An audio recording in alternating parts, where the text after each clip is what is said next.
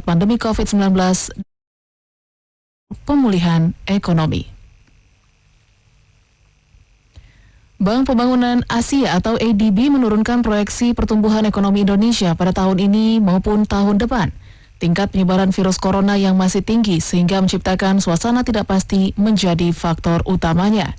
Dalam laporan Asian Development Outlook Supplement 2020, ekonomi Indonesia mengalami kontraksi 2,2% pada tahun ini. Dan angka tersebut lebih parah dibandingkan prediksi pada September, yaitu minus 1%. Ekonomis ADB untuk Indonesia Emma Allen mengatakan perlambatan aktivitas ekonomi akan masih terjadi pada kuartal 4 tahun ini, sehingga menyebabkan ekonomi sepanjang tahun tertekan lebih dalam dari proyeksi semula. Anda tengah menyimak Jurnal 9 dari Radio Smart FM. Dinas Pendidikan Jawa Timur mengkaji kemungkinan menunda pelaksanaan sekolah tatap muka jika kasus COVID-19 di wilayah setempat terus mengalami peningkatan. Artinya sekolah tatap muka bisa saja tidak digelar Januari 2021 meski pemerintah pusat telah memperbolehkannya. Berdasarkan data yang dirilis Satgas COVID-19 Pusat per 9 Desember 2020, 35 kabupaten ataupun kota di Jatim berstatus zona oranye penyebaran COVID-19. Sementara 3 daerah sisanya berstatus zona merah yakni Jember, Probolinggo, dan Jombang. Kita beralih ke informasi berikutnya.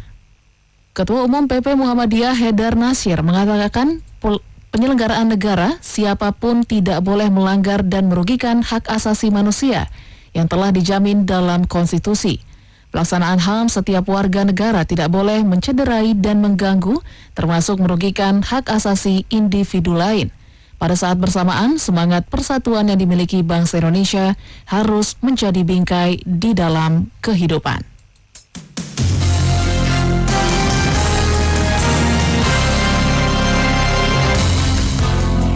Demikian Jurnal 9. Nantikan kembali informasi aktual berikutnya 1 jam mendatang dari Radio Smart FM.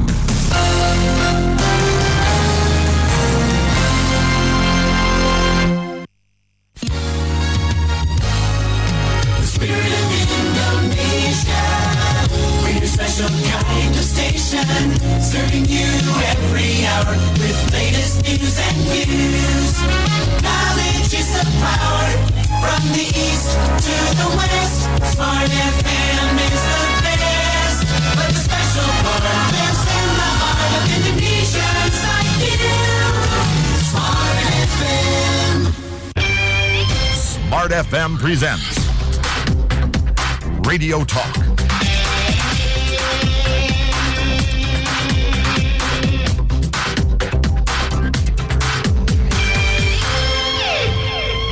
Ya, Assalamualaikum warahmatullahi wabarakatuh. Selamat sore Smart Listener, apa kabar Anda hari ini? Kami berharap Anda dalam kondisi sehat-sehat saja. Dan sore hari ini Radio Smart FM spesial Radio Talk bersama Dinas Pariwisata Kota Palembang dengan tema menumbuhkan pariwisata melalui seni, event, kreatif, dan budaya. Dengan narasumber Maulidia Wahyuni, Dinas Pariwisata Kota Palembang, PP Alintani Seniman, Rio Saputra, CEO Soundtrack Indonesia Palembang, dan yang baru hadir sore hari ini adalah Ibu Maulidia Wahyuni yang lebih dikenal atau bisa dipanggil Cek Nini. Ya, seharusnya datangnya vaksin membawa angin segar bagi segala lini sektor, dan optimisme ini mulai menunjukkan harapan ekonomi akan pulih kembali membaik. Pariwisata adalah bagian dari itu. Kota Palembang sangat mungkin sekali di mana potensi pariwisata akan tumbuh kembali. Jangan ragukan seninya, jangan ragukan budaya, jangan ragukan orang-orang yang ada di dalamnya. Dan kita langsung saja ke Cek Nini nih, karena panggilan Cek Nini ya, Ibu ya, Ibu Maulidia Wahyuni atau Cek Nini. Apa kabar Ibu? Alhamdulillah sehat. Sehat Ibu ya. Selama pandemi ini tetap yang ngurusi pariwisata nih, Tetap ya Ibu ya. Ya, sesuai tema hari ini adalah menumbuhkan pariwisata melalui seni, event kreatif, dan budaya. Yang namanya pariwisata yang luas Ibu ya. Cek ini ya, termasuk juga penyelenggaraan event-event kreatif dan budaya, seni dan lain sebagainya. Tetapi pada masa pandemi ini hal tersebut harus dikubur dalam-dalam karena kondisi yang tidak memungkinkan. Ini boleh cerita sedikit dulu tentang kondisi sebelum hari ini atau masa-masa pandemi kemarin. Apa yang terjadi kondisi pariwisata ini di bidang event-event ini? Silakan, Cen ini. Terima kasih. Kalau sebelumnya saya ini dulu berbincang-bincang soal ekonomi kreatif karena kreatif ya termasuk lah ya. Ada kaitannya karena ekonomi pariwisata ini kaitannya dengan subsektor ekonomi kreatif yaitu pertunjukan seni, seni rupa dan sebagainya. Ada 17 subsektor ekonomi kreatif. 17 Ibu ya. Iya. Saya sebutkan dulu ya, Bapak. Aplikasi, games dan developer, arsitektur, desain interior, desain komunikasi visual, desain produk, fashion, film, animasi dan video, fotografi, kriya, kuliner, musik, penerbitan, periklanan, seni pertunjukan, seni rupa, televisi dan radio. Di dalam event sendiri banyak komponen dari subsektor ekonomi kreatif itu. Di antaranya adalah pameran kuliner, musik dan sebagainya. Selama pandemi ini, setelah beberapa bulan saya lihat secara pribadi apa secara global bahwa event-event itu sudah menurun sekali.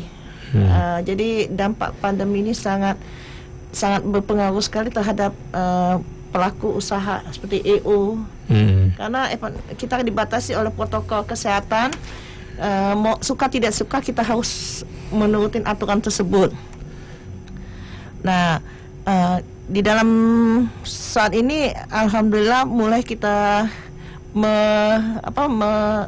merambah untuk memulai event-event seperti kita seminggu lalu kita mengadakan lomba puisi, event festival Siguntang sudah mulai, tetapi kita tetap mematuhi prokes. Itu.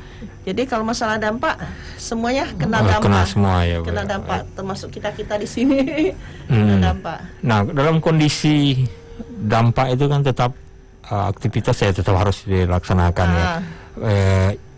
Dinas juga berupaya lah ya untuk bagaimana walaupun pandemi tetap orang ini yang cari makan di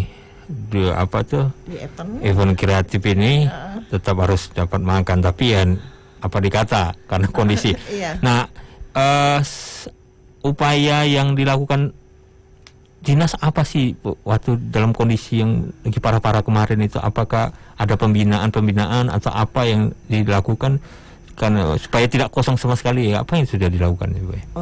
Kita ada tim waktu itu meninjau ke beberapa lokasi yang seperti tempat hiburan Jadi bagaimana protokol kesehatan untuk ketidakkosongan kegiatan ini. Kalau memang dari segi pariwisata Kota Palembang sendiri memang tidak menyediakan beberapa kegiatan event wisata, tetapi tetap mendukung event yang dilakukan oleh pihak luar. Seperti waktu itu pernah di Tuang Kentang itu ada video pembuatan film dan video beberapa penari di situ penunjukan seni itu bisa kita lakukan.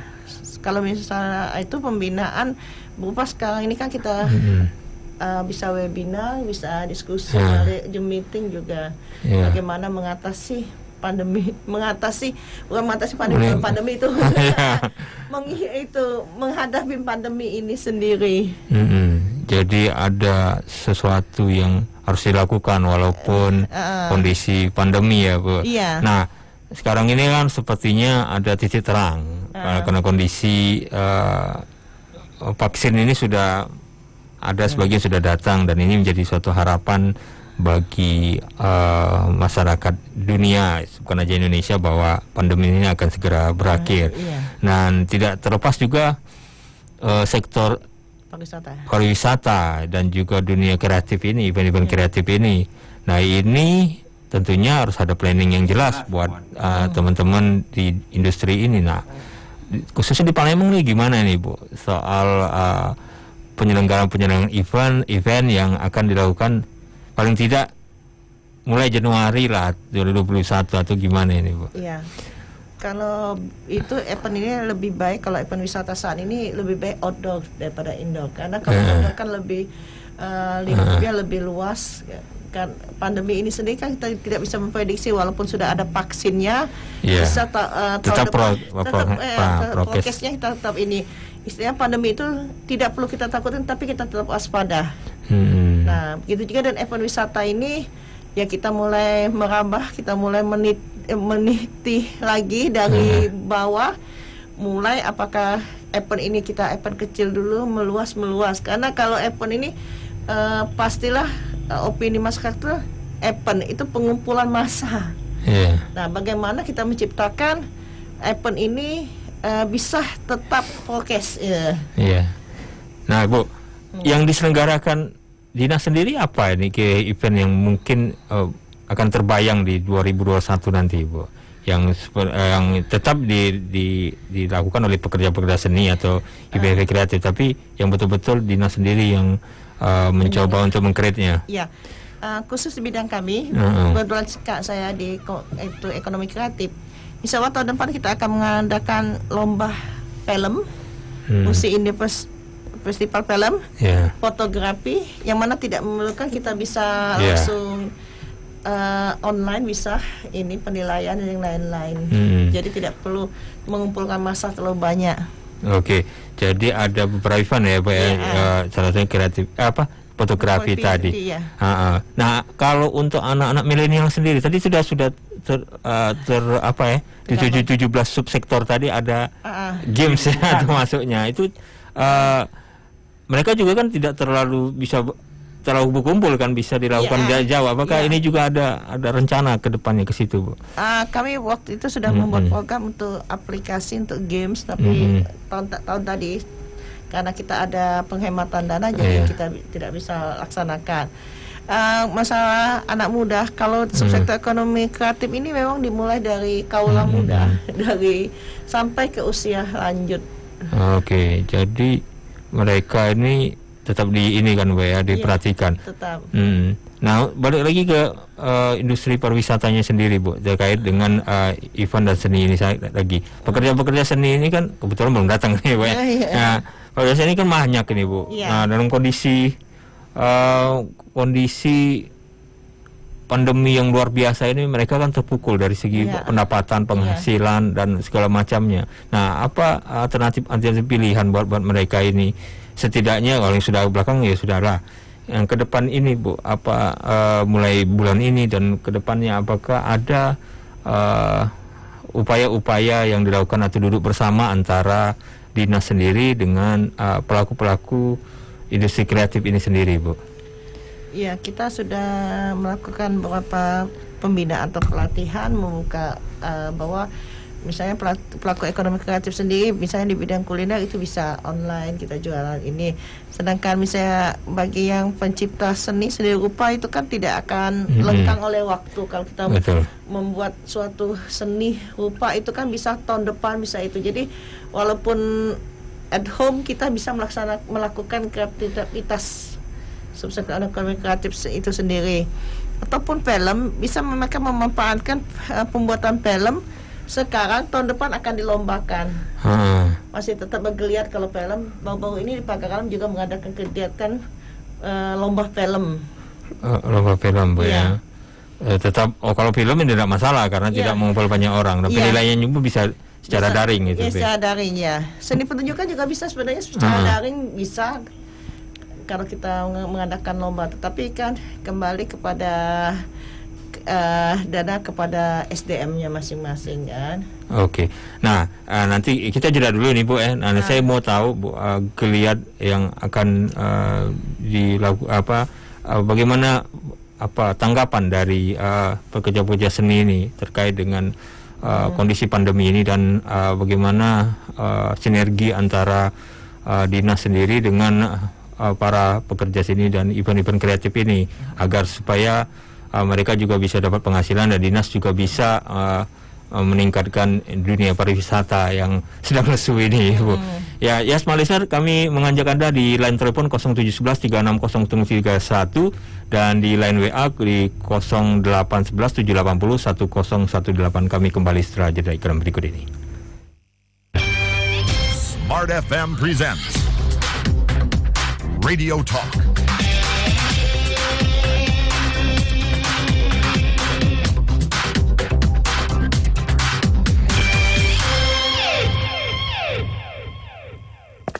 Hey, kalian lagi ngapain? Kalian inget nggak tanggal 9 Desember ada apa? Ingat dong, hari untuk nyoblos. Wih, Didit ketawanya kenceng amat.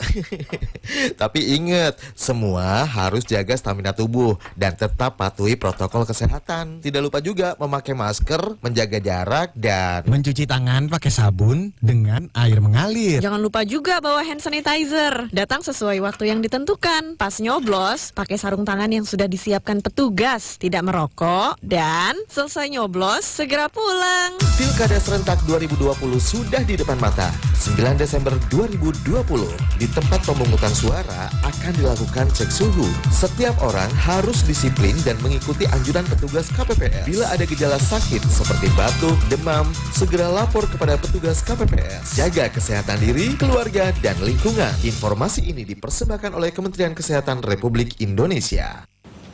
Mak, apa gawe di luar tuh? Nah, mana buang-buang banyu pulo. Boros nian mamak nih. Pantesan bae tagen ledeng gitu galak besar. Nang, aman ndak disiram. Kembang mamak kau nih mati galo. Lah saru-saru nanemnya. Iyo, cuma mamak tuh jengok dulu. Sekarang nih kan lagi hujan.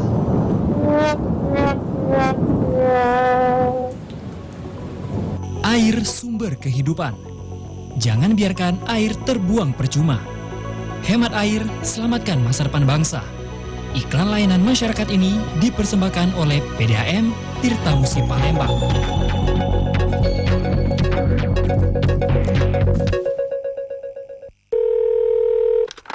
Halo sayang, aku mau ngomong.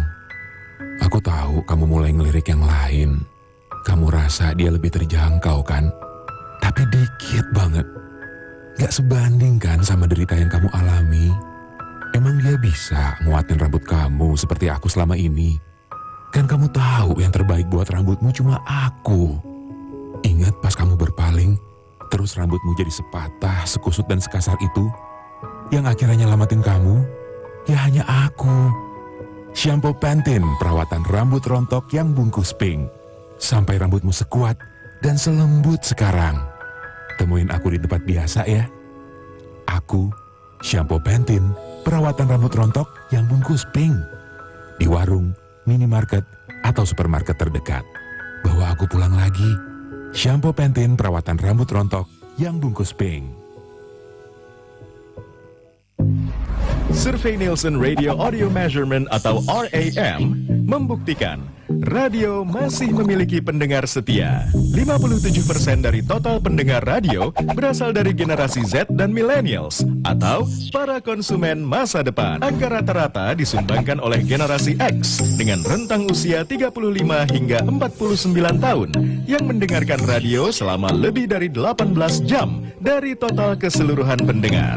Disusul oleh Baby Boomers 50 hingga 65 tahun dengan 17 jam 20 menit. Silent Generation 65 tahun ke atas dengan 16 jam 22 menit. Millennials 15 hingga 34 tahun 15 jam 37 menit. Dan generasi Z 10 hingga 14 tahun yang menghabiskan waktu mendengarkan radio lebih dari 13 jam di setiap minggunya. Sebagai bagian dari kelompok media terbesar dan terpercaya di Indonesia, Kompas Gramedia Radio Network hadir menjawab tantangan dan kebutuhan akan informasi serta hiburan bagi masyarakat Indonesia. Kompas Gramedia Radio Network mencakup segmentasi pendengar female. Survei Nielsen Radio Audio Measurement atau RAM membuktikan radio masih memiliki pendengar setia. 57% dari total pendengar radio berasal dari generasi Z dan millennials atau para konsumen masa depan. Angka rata-rata disumbangkan oleh generasi X dengan rentang usia 35 hingga 49 tahun yang mendengarkan radio selama lebih dari 18 jam dari total keseluruhan pendengar. Disusul oleh Baby Boomers 50 hingga 65 tahun dengan 17 jam 20 menit. Silent Generation 65 tahun ke atas dengan 16 jam 22 menit. Millennials 15 hingga 34 tahun 15 jam 37 menit. Dan generasi Z 10 hingga 14 tahun yang menghabiskan waktu mendengarkan radio lebih dari 13 jam di setiap minggunya. Sebagai bagian dari kelompok media terbesar dan terpercaya di Indonesia, Kompas Gramedia Radio Network hadir menjawab tantangan dan kebutuhan akan informasi serta hiburan bagi masyarakat Indonesia. Kompas Gramedia Radio Network mencakup segmentasi pendengar female 50% dan male 50%. Target pendengar usia 18 sampai 50 tahun dengan status sosial ABC. Positioning Kompas Gramedia Radio Network adalah family. Diwakili oleh Sonora, profesional muda dan pelaku bisnis, digawangi oleh Smart FM dan anak muda. Dikawal oleh Motion Radio dengan jangkauan siar meliputi hampir seluruh Indonesia dan dinikmati lebih dari 2 juta pendengar setia. Melihat penetrasi media di Indonesia saat ini, durasi pendengar radio masih menempati posisi ketiga, yaitu sekitar 2 jam per hari, dibandingkan dengan koran dan majalah. Jika dipresentase, data pengguna gadget yang terkoneksi setiap hari di Indonesia terdiri dari 90% pengguna. Perbandingannya adalah smartphone 60%, laptop atau PC 22%, dan tablet sebesar 8%. Karena itulah, Kompas Gramedia Radio Network menawarkan viral marketing sebagai metode pemasaran modern yang menjanjikan brand Anda semakin populer melalui on-air program built-in, live streaming, dan off-air activity, plus new media engagement. Cukup? No! Belum cukup. Satu fakta untuk Anda. Kami memiliki tim yang profesional dalam membuat kreatif program, seminar online, dan cerita untuk filler brand Anda.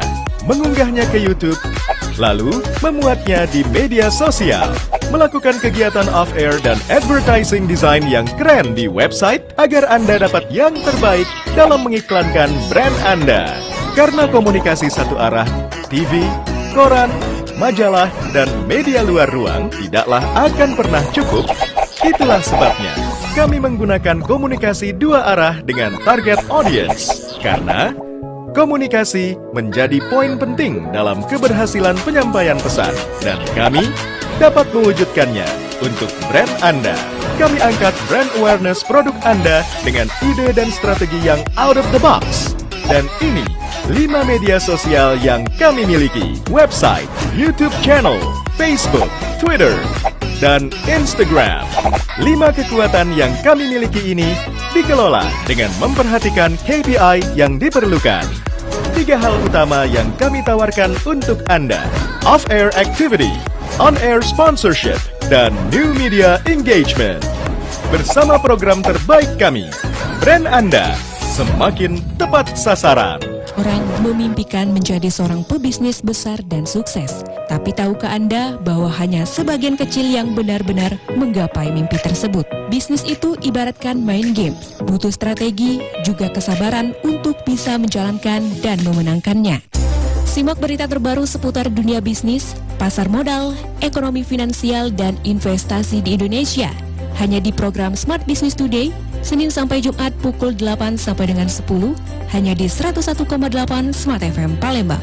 Smart Business Today dipersembahkan oleh Center Park, hanya dengan 5 juta bisa miliki hunian komersil dengan kualitas terbaik.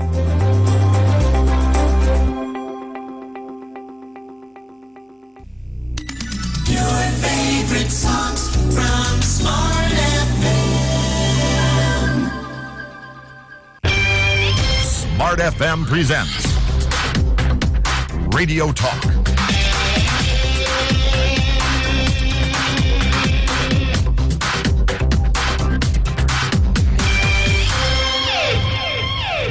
Ya, terima kasih Anda masih bersama kami dalam Smart FM Radio Talk bersama Dinas Pariwisata Kota Palembang. Ya, tadi sudah kita berbincang-bincang dengan Cek Nini terkait dengan peran Dinas Pariwisata Kota Palembang terkait pembinaan dengan pelaku-pelaku seni, event organizer dan lain sebagainya, dan apa event-event yang sebenarnya yang dilakukan oleh teman-teman dari dunia kreatif ini di masa kemarin pandemi dan yang akan datang. Nah, ini sudah ada telepon, kita terima dulu telepon. Halo, selamat sore. Halo, selamat sore. Selamat sore. Dengan Ibu siapa ini, Bu? Ibu Nita. Ibu Nita. Ibu Nita, ini kebetulan narasumber sudah hadir lagi yang satu, Kak Febri Alintani, budayawan, dan juga Cek Nini yang tadi sudah hadir dari awal. Silakan Ibu Nita. Oh ya, saya mau tanya sama Bu, itu Cek Nini ya? Oh, Cek Nini, oke, silakan. Iya, ini Cek Nini sama ini ya, mau kayak mau tanya, sharing aja ya Cek Nini. Yeah. Kan kita di pandemi ini kan pengennya sih mau pengennya tuh mau jalan ya, Pak, pariwisata, mau menumbuhkan, mau biasanya jalan-jalan deh ya, di akhir tahun ini. Di era pandemi ini kan kita kan disuruhnya kan di rumah aja ya gitu. Kalau nggak ada kepentingan kan sebaiknya di rumah. Sedangkan kita kan pengen menumbuhkan pariwisata dengan jalan-jalan gitu. Ini gimana nih menurut Ibu, sisi pihak kita mau di rumah saja, pengennya kita mau jalan kayak gitu. Atau Ibu pengen nonton konser nih, Bu? Ya, itu kan biasanya kan ada event-event. Nah, iya, event ya. Biasanya kan keramaian. Sedangkan kita nggak boleh rame-rame kayak gitu, Bu. Oke. Pengennya kita ikut event, tuh jalan, tapi nggak melanggar protokol kesehatan gitu maksudnya. Ini gimana nih, Bu? Oke. Terima kasih. Ada lagi Ibu Nita? Oh, itu aja. Itu saja. Terima kasih Ibu Nita. Ya, sebelum ke Ibu Nita, jawab Ibu Nita, kita ke Kak Febri dulu. Selamat sore. Selamat sore. Assalamualaikum Pak Febri. Waalaikumsalam. Apa kabar? Apa kabar? Udah lama nih nggak ketemu dengan Kak Febri. Kabar baik. Kalau udah lama jadi lupa. Iya Kak Febri. Tadi kita sudah bincang-bincang cukup seru juga dengan Cek Nini terkait dengan ya kegalauan ya, galau lah kita selama berapa bulan ini terkait dengan pandemi. Bukan hanya sektor pariwisata, mungkin sektor semua hampir hancur-hancuran. Tapi sektor pariwisata ini paling gampang tersenggol sedikit aja karena pandemi ini sudah berantai sekali kenanya. Dan salah satunya adalah pekerja seni. Ini Kak Febri mewakili dari budayawan, pekerja-pekerja seni ini sendiri. Apa yang terjadi Kak Febri selama pas pandemi kemarin, perjalanan dari bulan Maret sampai sekarang lah kira-kira, dari sisi kreativitas, hasil seninya, dan yang terakhir ini satu lagi pendapatan ini, apakah menurun drastis atau bagaimana ini? Silakan Kak Febri. Stuck ya, semua stuck. Jadi terutama seniman dan pelaku wisata ya. Seni ada yang bagian dari pelaku wisata. Di misalnya pekerja seni di kafe, di hotel-hotel, itu yang paling terpukul. Dan seniman-seniman lain juga, musisi, dan kemudian pekerja-pekerja di resepsi misalnya, penyanyi-penyanyi dan lain sebagainya, yang masih jalan, tapi itu juga stuck juga karena rantainya mandek, jadi mandek semua. Misalnya penulis juga waktu-waktu itu, di awal-awal itu, penulis juga, pelukis juga, semua saya kira pekerja seni di awal-awal itu karena semua tidak bergerak, ekonomi tidak bergerak, jadi ikut juga. Nah itu persoalannya. Persoalan lain karena rata-rata seniman ini ekonominya pada taraf yang rendah, tentu itu sangat terpukul selama berapa bulan kita lihat dari awal-awal.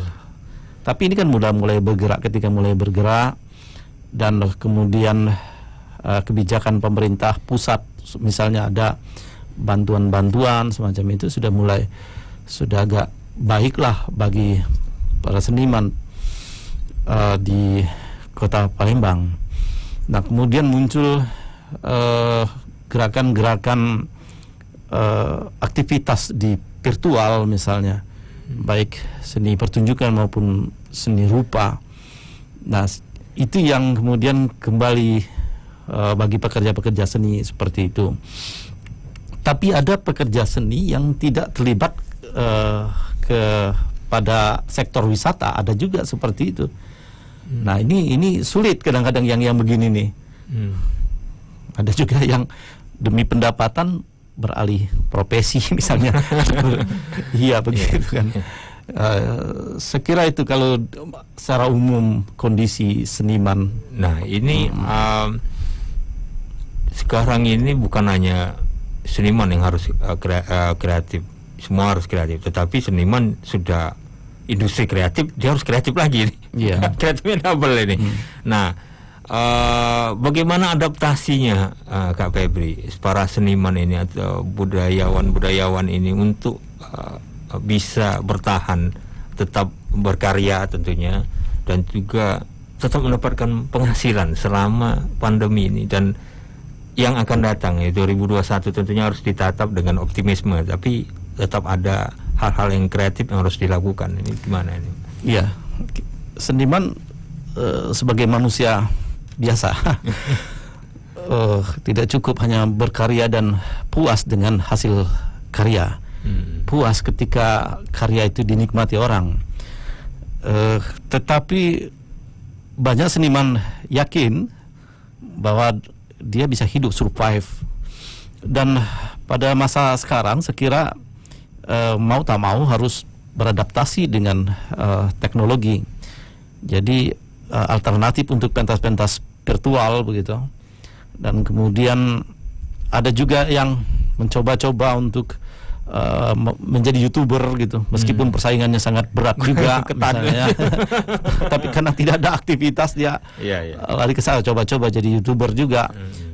Bagi seniman yang tidak biasa mengolah teknologi, belajar, untungnya ada seniman-seniman itu ada anak-anaknya misalnya yang bisa membimbing dia untuk ke virtual. Nah sekarang kan kalau kita melihat perkembangan wisata juga ada wisata virtual juga kalau kita lihat ya kan. Tapi dia harus bayar, dan kemudian kalau pertunjukan baru-baru ini dan mungkin akan datang ini, saya lupa tanggalnya, tapi Teater Koma misalnya menggelar pertunjukan virtual tapi harus bayar gitu, berbayar gitu kan, untuk mendapatkan kuncinya kan atau kodenya. Nah mau tak mau memang harus lari ke sana. Jadi masa poin 4.0 ini, 4.4 ini, 4.0 ini memang harus mau tak mau harus terlibat ke sana. Dan itu kreativitas itu yang harus dimunculkan oleh seniman. Begitu, Pak. Oke.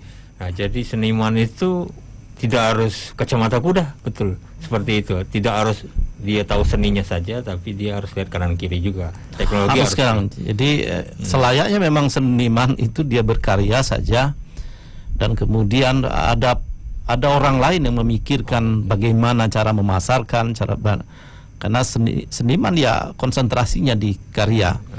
Tapi di kondisi sekarang, terutama di Palembang ini sangat sulit berkesenian di Palembang ini.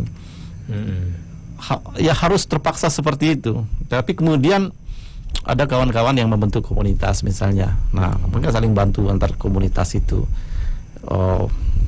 Kalau musisi misalnya dia berkarya, tapi bagaimana mempromosikan karya itu. Banyak sekarang banyak jalur-jalur untuk agar karyanya bisa dipromosikan keluar begitu. Nah, itu yang dilakukan mau tak mau ya, beradaptasi dengan kondisi ini. Oke. Nah, terhadap event wisata sendiri, event-event yang mendatangkan orang banyak ini kan sulit ini Kak Febri dalam kondisi pandemi seperti ini. Tentunya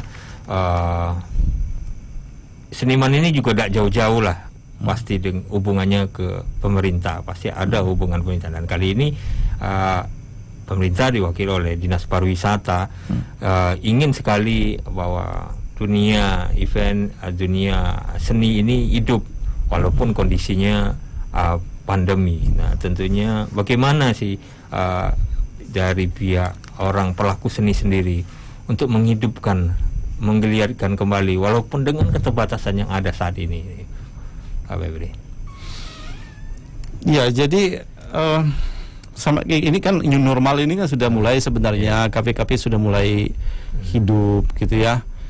Jadi tadi seniman sudah mulai bagaimana lebih pada kreativitas Meskipun dalam ruangan itu terbatas, misalnya satu ruang diatur jarak dan biasanya 100, cukup berkumpul hanya 50 orang. Itu udah mulai bisa kan pertunjukan seperti itu. Nah, tetapi diperbesar oleh Zoom dan lain-lain, bisa di YouTube seperti sekarang ini. Seniman itu tidak pernah berhenti untuk berkreativitas. Nah, tapi memang kadang-kadang ini Pak, kebijakan ya, macam pariwisata juga seharusnya mengimbangi itu. Karena hingga sekarang saya kira, saya pengalaman karena udah puluhan tahun berkarya di Palembang ini, meskipun ada yang jeram menjadi seniman, ada juga. Tapi ada beberapa seniman yang tetap saja konsisten menyerahkan dirinya kepada kesenian dan kepada Allah. Meskipun bagaimana pendapatannya dan nasibnya, tetap aja seperti itu. Tapi memang pemerintah dimandatkan untuk membina, dimandatkan oleh undang-undang, konstitusi dan sebagainya. Nah, pariwisata ini kan hilir dari itu. Dia memanfaatkan kreativitas, hasil kreativitas kesenian itu, seniman itu, dan memberikan sarana dan prasarana tempat-tempat tertentu. Nah, sekarang misalnya upaya pariwisata, beberapa waktu lalu kita melihat ada ruang-ruang yang sudah diupayakan, pedestrian misalnya, atau ruang lorong basah dan sebagainya. Nah, sekarang juga mandek kan. Tidak paham kenapa mandek gitu ya. Dan apakah nah ini saya kira juga harus disesuaikan kembali bagaimana membuat kebijakan yang sekarang belum terlihat. Kebijakan kepariwisataan dari pemerintah kota untuk kembali menghidupkan itu. Jadi kalau seniman tadi sudah mulai beradaptasi dengan situasi, nah kebijakan pemerintah kota juga harus menyesuaikan dengan dan beradaptasi dengan ini. Jadi kalau kita ngomong kepariwisataan, tapi kalau ngomong seni ini hulu dan hilir sebenarnya. Jadi harusnya hari ini ada dinas kebudayaan juga. Karena dinas kebudayaan lah hulu daripada. Jadi kalau sudah dibina oleh dinas kebudayaan, baru pariwisata kemudian tinggal mempromosikan dan sebagainya. Nah, kembali ke Cek Nini ini. Cek Nini tadi anggaplah eventnya itu event pelaku seninya ini udah siap nih, Cek Nini. Nah, tadi sempat saya nanyakan ini orang itu pekerjaan juga, event organizer, pelaku seni. Nah, ruang-ruang itu apakah disediakan oleh dinas pariwisata agar mereka ini juga mendapatkan tempat-tempat kosong atau hal-hal maksudnya pekerjaan-pekerjaan yang bisa dilakukan di minimal event-event yang diadakan oleh pemerintah sendiri seperti pemerintah kota. Nah, apakah ada seperti itu, Jen ini? Oh ya, terima kasih. Sebelumnya kita juga sebelum pandemi ini kita sudah mempersiapkan secara khusus uang untuk mereka tampil di bawah jembatan Ampera. Tetapi oleh karena pandemi, jadi kegiatan itu tidak bisa kita laksanakan. Tapi di bawah jembatan Ampera terbuka kepada pelaku seni asal tetap berkoordinasi dengan Dinas Pariwisata Kota Palembang untuk masalah izin, biar pelaku seni lain jangan sampai bertabrakan dengan jadwal waktu bentrok dengan waktu. Iya. Tuh. Kalau ini kegiatan itu sendiri beberapa kegiatan memang tidak langsung seperti kegiatan bidang prestasi atau bidang mini, itu kita tidak bisa menampilkan pertunjukan seni 50%, tapi fokus kepada kegiatan lombanya. Bahwa ini adalah event lomba puisi, wisata puisi Bukit Siguntang. Itu di dalam acara pembukaan itu sudah kita tampilkan ada beberapa pertunjukan seni di situ. Nah, memang belum terakomodir semua, tetapi ada hal-hal yang harus yang sudah dilakukan oleh dinas sendiri. Nah, ini kan tentunya harus dilakukan secara konsisten ini, Cek, ini terkait dengan event-event sendiri, dan apalagi ini sudah seperti apa yang disampaikan Kak Febri tadi, sudah mulai ada menunjukkan geliatnya. Nah, pemerintah kota tentunya harus menangkap ini. Nah, geliat-geliat ini kalau tidak ditangkap ya tentunya akan hilang begitu saja. Nah, apa yang mungkin bisa dilakukan oleh Dinas Pariwisata ke depannya di 2021 tentunya untuk lebih meningkatkan event-event, tentunya event-event yang cukup besar sifatnya dan tidak hanya dilakukan secara daring saja, karena daring saja ini mungkin terbatas orang untuk menikmatinya. Tetapi orang ini kan sudah gerah di rumah ini kayaknya mainnya keluar. Seperti apa yang ditanyakan Ibu Nita tadi, pengen jalan-jalan, pengen ngelihat langsung artisnya mau dilihat, musiknya mau didengar langsung. Nah, ini juga kerinduan yang sudah diinginkan oleh pencinta seni atau orang-orang yang haus hiburan. Ini tentunya dinas juga harus punya perencanaan akan itu. Nah, ini apa yang kira-kira akan dilakukan di 2001 yang cukup besar ini, event-event cukup besar ini. Jadi ini. Mengenai event-event di tahun 2021 untuk tahun depan, ya kita tetap mengadakan beberapa kali event wisata. Itu perencanaan, tapi pelaksanaan kita belum tahu apakah itu akan terlaksana, karena berkaitan juga kembali kepada masalah anggaran yang karena kita punya program itu seperti tahun 2020 ini kita punya Caming Palembang 101. Kenyataannya kita kan terdampak pandemi. Iya. Masalah uang untuk pelaku seni, ya betul katanya itu bukan hanya Dinas Pariwisata bisa memanfaatkan seniman-seniman, tapi semua instansi juga itu, khusus mungkin Dinas Kebudayaan ataupun BUMD atau yang lain-lainnya. Jadi saling berkolaborasi kita di ini. Jadi semua stakeholder itu harus membantu itu untuk lebih menghidupkan dunia seni atau dunia pariwisata tentunya. Seperti misalnya di Bandara Sultan Mahmud Badarudin II. Walaupun masa pandemi itu dia bisa pelaku seni itu istilahnya itu mengadakan pertunjukan dengan tetap prokes pada saat tamu-tamu itu datang. Itu kan itu dilakukan tanpa Dinas Pariwisata sendiri, bisa langsung ke Angkasa Pura.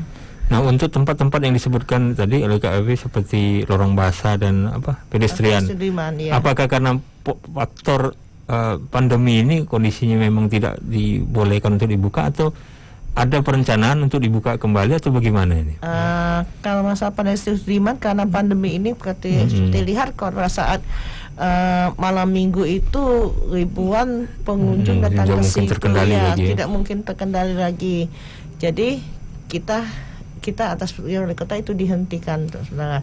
Sedangkan lorong basah itu juga memang sudah agak lama karena penjual di situ sendiri tutupnya terlalu malam, sehingga jadi yang penjual malam dengan penjual sore belum ada titik temu. Oke.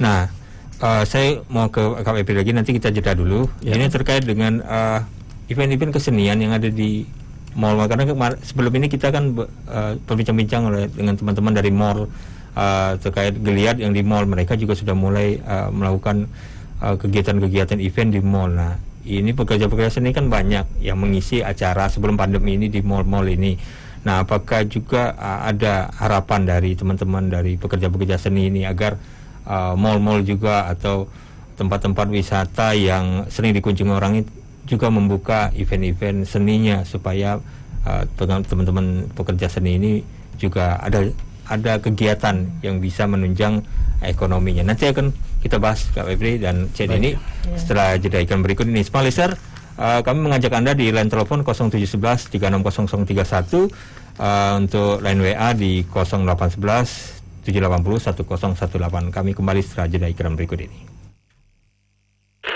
Sebelum kita makan dek, cuci tanganmu dulu, menjaga kebersihan dek untuk kesehatanmu.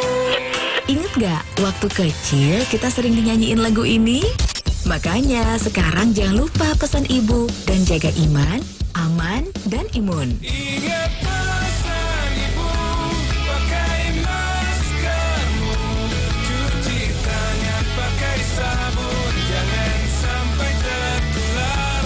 Ingat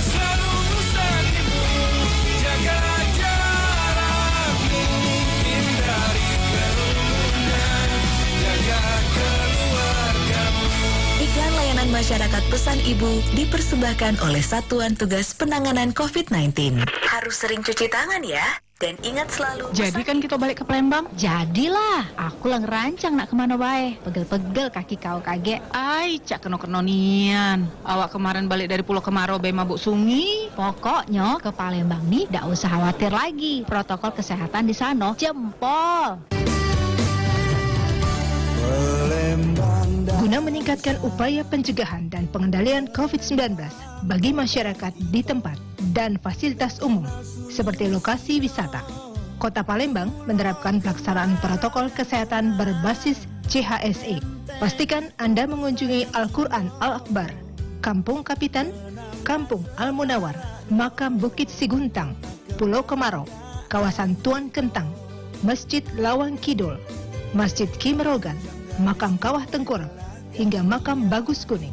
Cleanliness atau kebersihan, adanya ketersediaan sarana cuci tangan, hand sanitizer bagi pengunjung, health atau kesehatan, pemeriksaan suhu tubuh, atau petugas menggunakan APD, dan pengaturan jarak aman untuk mencegah kerumunan. Safety atau keamanan, petugas yang terlatih dalam prosedur penyelamatan diri dari bencana, ketersediaan kotak P3K, dan environment atau ramah lingkungan. Kami menggunakan perlengkapan dan bahan ramah lingkungan, bersih dan higienis di tiap destinasi pariwisata. Mari tumbuhkan semangat optimis, tatanan normal baru untuk sektor pariwisata yang lebih baik. Indonesia bangkit. Pesan ini dipersembahkan oleh Dinas Pariwisata Kota Palembang.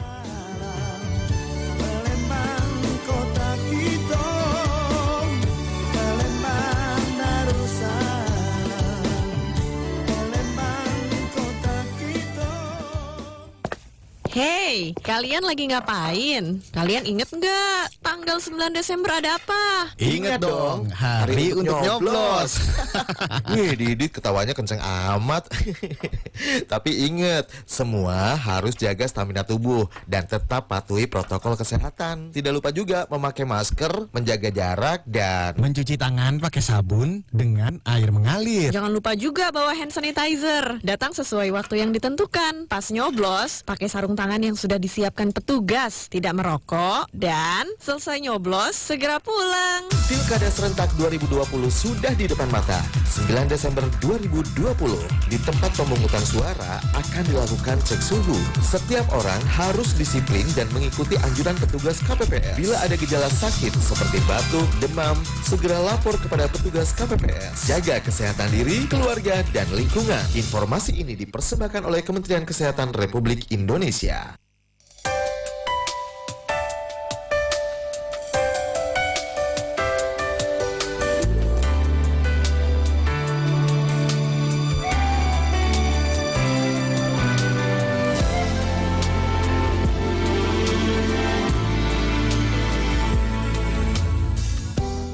Hai Smart Listener, meskipun pandemi, mungkin saja sebagian dari kita masih ada yang tetap harus bepergian keluar kota untuk kebutuhan pekerjaan, medis, kembali ke kampus, atau yang lainnya. Jangan khawatir karena ada Garuda Indonesia yang menjaga komitmen menerapkan protokol kesehatan selama perjalanan, baik di darat maupun di udara, seperti physical distancing, tempat duduk di pesawat, mengurangi kapasitas isian pesawat menjadi hanya 50-64%. Seluruh petugas menggunakan APD masker dan sarung tangan, penyajian in-flight meal dengan packaging yang lebih higienis, disinfektan area kabin pesawat, dan HEPA air filter yang efektif menghilangkan virus dan bakteri, hingga 99% untuk menjaga sirkulasi udara di dalam pesawat lebih bersih daripada ruangan tertutup lainnya. Untuk melayani kebutuhan Smart Listener, Garuda Indonesia menghadirkan rute baru dari Palembang ke Yogyakarta setiap Senin, Rabu, Jumat, dan Minggu. Harga mulai dari 1,2 jutaan untuk ekonomi kelas dan 2,4 jutaan untuk bisnis kelas. Segera dapatkan tiketnya, kunjungi www.garuda-indonesia.com, mobile app, kontak center 24 jam 0804 1807 807, dan agen perjalanan, atau kunjungi kantor penjualan Garuda Indonesia Palembang, Jalan Kapten Aripai nomor 35, nomor telepon 0711 315 333. WhatsApp service di 0811 780 6677. Ketika akan terbang, pastikan Anda membawa hasil lulus rapid test, selalu memakai masker, menjaga kebersihan dan kondisi tubuh. Terbang nyaman dan aman dengan menerapkan protokol kesehatan bersama Garuda Indonesia. Because you matter, Garuda Indonesia, the airline of Indonesia. Syarat dan ketentuan berlaku.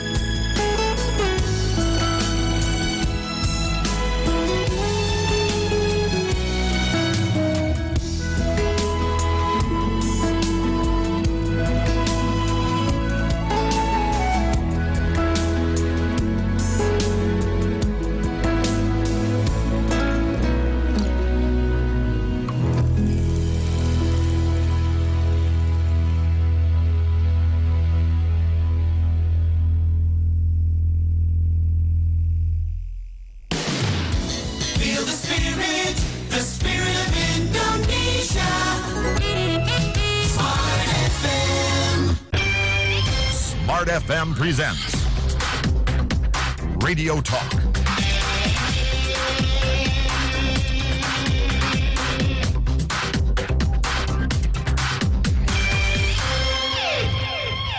Terima kasih Anda masih bersama kami dalam Smart FM Radio Talk bersama Dinas Pariwisata Kota Palembang.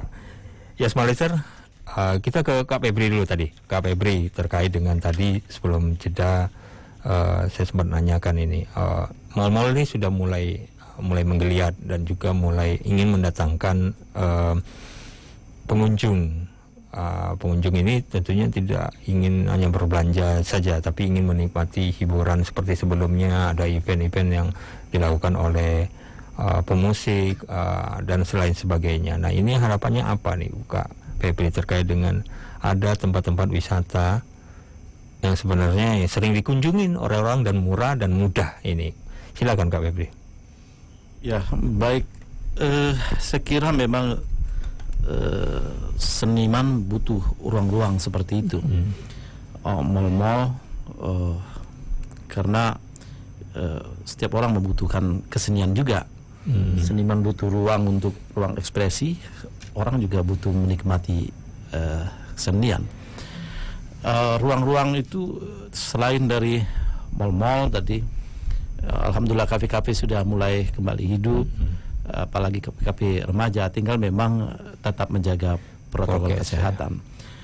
Dan hotel-hotel, saya kira kalau hotel-hotel mulai kembali, sekarang udah mulai lagi kan, mulai lagi, saya kira memang dari dulu juga kalaupun normal mungkin 2021, harapan kita memang ada hotel-hotel itu menyiapkan satu ruang untuk ekspresi kesenian yang selama ini belum, hotel-hotel bintang terutama. Saya kira tidak begitu susah ya kalau menyiapkan ruang dan sekedar untuk honor para orang 3, orang 4. Kalau kita lihat di Jawa misalnya kan ada orang kesenian tradisi yang bisa ada satu ruang. Iya, dia terus berekspresi di situ, orang masuk bisa menikmati itu kan. Kita banyak kesenian-kesenian terutama musik-musik tradisional. Saya malah melihat pernah di rumah sakit orang nyanyi pekerja seni itu di depan pintu rumah sakit, bisa juga seperti itu. Jadi ruang itu. Jadi pengusaha-pengusaha yang besar seperti itu saya kira tidak terlalu merugi lah kalau sekedar menyisikan. Malah orang terhibur malah nih. Itu bukan cuma seni pertunjukan, seni rupa juga, lukisan misalnya. Kenapa mereka beli figura-figura? Harusnya dibeli figura-figura seniman-seniman di sini. Dan itu sebenarnya bisa dikoordinir juga oleh pemerintah kota. Bisa mengkoordinir itu sehingga betul-betul bisa memberdayakan seniman-seniman kita. Nah, ruang-ruang ekspresi seperti tadi, menurut saya agak kritis dengan misalnya lorong basah kulineri itu ya, dan itu menurut saya konsepnya yang memang lemah gitu.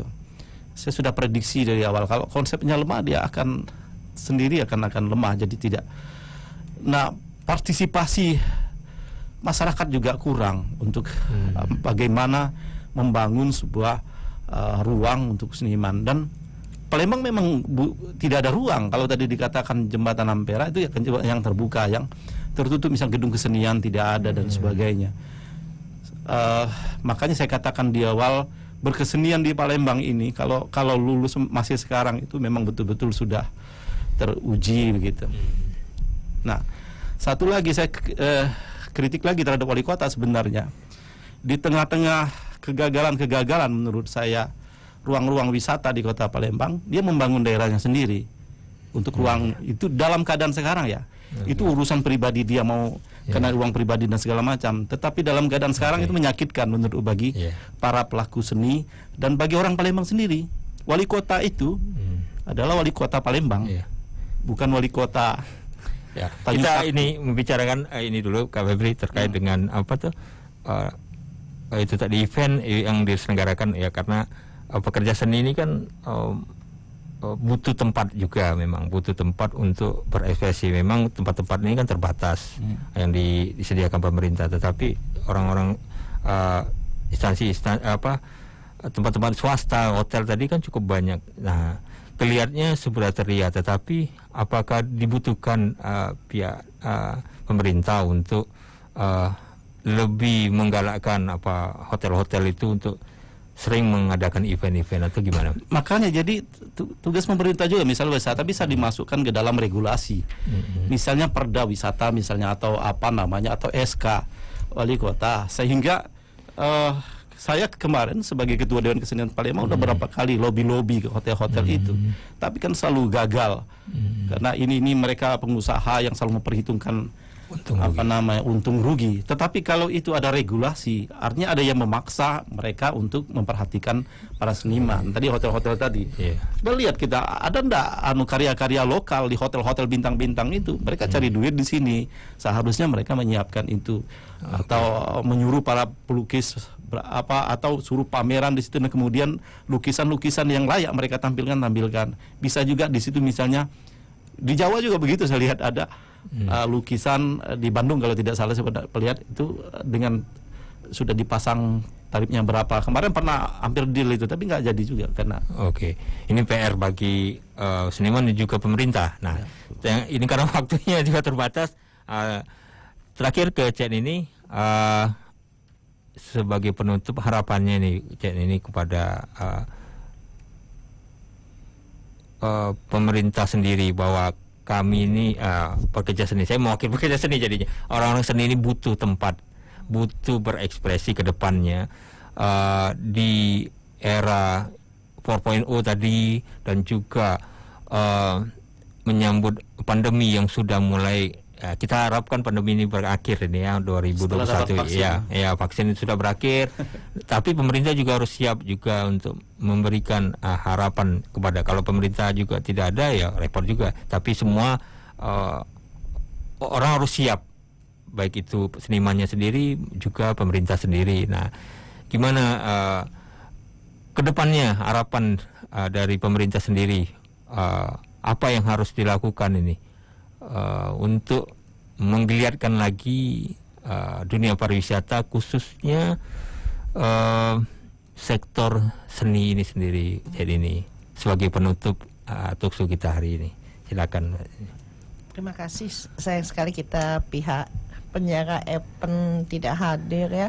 Sebenarnya kita pemerintah tetap mengharapkan pekerja seni di pandemi ini tetap aktif, walaupun secara betul kata Pak Febri tadi, secara virtual.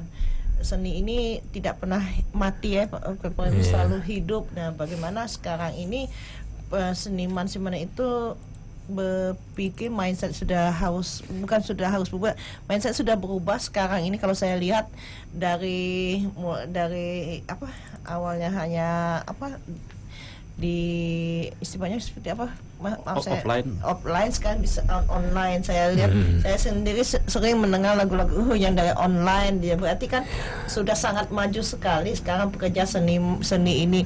Tetapi tinggal bagaimana mereka bisa mendapatkan hasil dari online ini. Jadi itu. Oke. Terima kasih Cen ini atas kedatangannya. Semoga aja dunia pariwisata, khususnya sektor event dan juga seni ini bisa bergeliat. Terima kasih juga Kak Febri sudah hadir di studio Smart FM Palembang. Ya, demikian perbincangan kali ini dari bersama Dinas Pariwisata Kota Palembang. Dari perbincangan Smart FM Radio Talk, saya Dery Aulia undur diri. Selamat sore. Assalamualaikum warahmatullahi wabarakatuh. Smart FM presents Radio Talk.